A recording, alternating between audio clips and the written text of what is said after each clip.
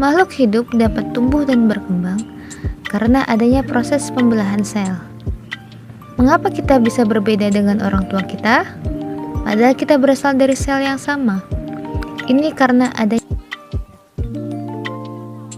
pembelahan meiosis, juga disebut sebagai pembelahan reduksi, karena menghasilkan keturunan dengan jumlah kromosom separuh dari kromosom induk.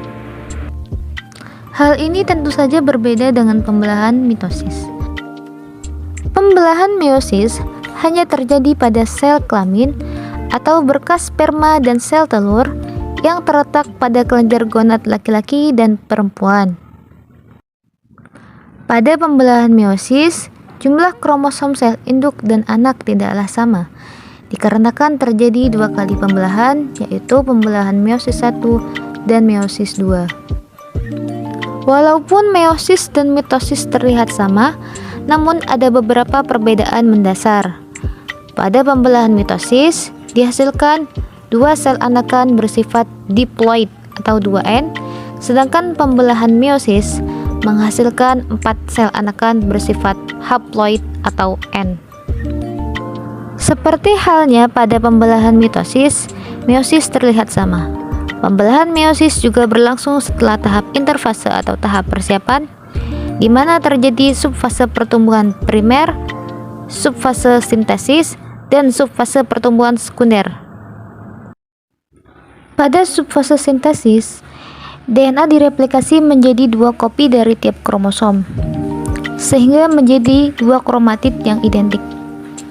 Pada subfase ini, sepasang sentriol juga menggandakan diri dan mulai memanjangkan mikrotubula membentuk benang-benang spindle. Kromatid identik yang terikat pada sentromer akan memadat dan memendek saat pembelahan memasuki tahap profase 1. Sampai pada tahap ini, pembelahan secara meiosis masih sama prosesnya seperti pada proses pembelahan mitosis. Namun, ada 2 tahap pembelahan yang hanya ada pada pembelahan meiosis, sehingga hasil pembelahan meiosis mengandung gen dengan keanekaragaman yang tinggi. Profase 1. Pada tahap ini, pasangan kromatid homolog berada pada posisi sejajar.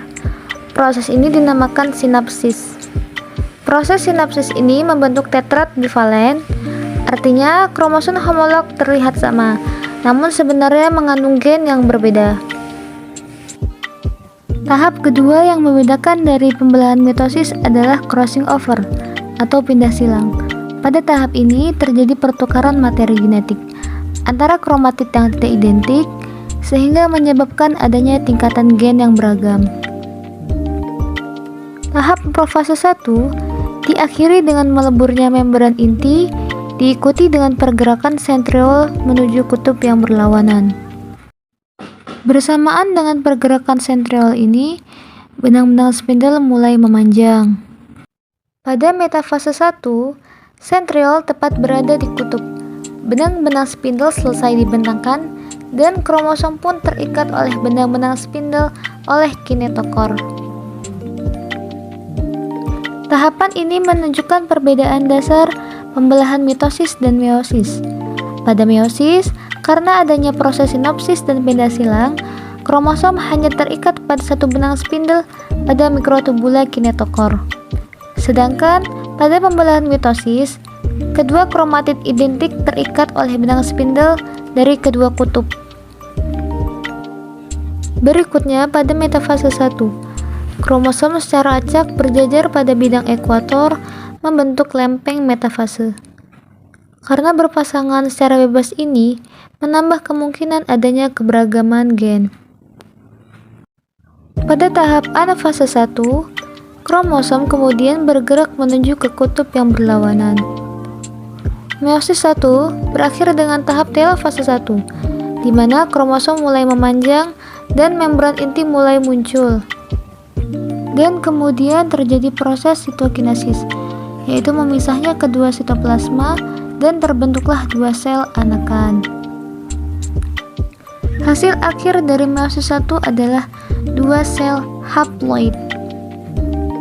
Berikutnya adalah tahap meiosis 2. Pada meiosis 2 tidak terjadi lagi replikasi DNA. Sentriol menggandakan diri dan bergerak ke arah kutub masing-masing sel. 2. Pasangan kromatid memendek, benang-benang spindel terbentuk, dan membran inti melebur. Pada metafase 2, pasangan kromatid terikat pada benang-benang spindel dan kinetokor, kemudian berada pada posisi sejajar pada bidang ekuator, dan membentuk lempeng metafase. Kemudian pada tahap anafase 2, pasangan kromatid terpisah dan kromosom bergerak menuju kutub masing-masing. Ini adalah tahap akhir dari keseluruhan pembelahan meiosis. Kromosom mulai memanjang dan membran inti mulai terbentuk kembali. Terakhir yaitu tahap telofase 2, di mana membran inti sudah terbentuk dan sitokinesis terjadi, yaitu memisahnya sitoplasma menjadi 4 sel anakan yang haploid. Sel haploid yang terbentuk akan terspesialisasi menjadi gamet, yang merupakan sel sperma pada pria dan sel telur pada wanita. Seorang anak kemudian menerima setengah kromosom dari ibunya dan setengah dari ayahnya. Karena laki-laki dan perempuan memproduksi jutaan sel gamet, dan seleksi gamet pada saat fertilisasi bersifat acak menjadi faktor utama adanya beragam gen yang terbentuk.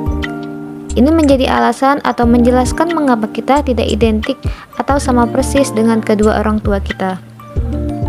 Jadi, dapat disimpulkan ada beberapa faktor yang menyebabkan. Yang pertama adalah pada tahap profase 1. Terjadi pindah silang yang menyebabkan beragam gen yang terbentuk pada kromatid. Selain pindah silang, pada metafase 1, kromosom berada pada ekuator secara acak yang nantinya menjadi 4 sel gamet yang berbeda. Proses ini disebut independent assortment atau berpasangan secara bebas.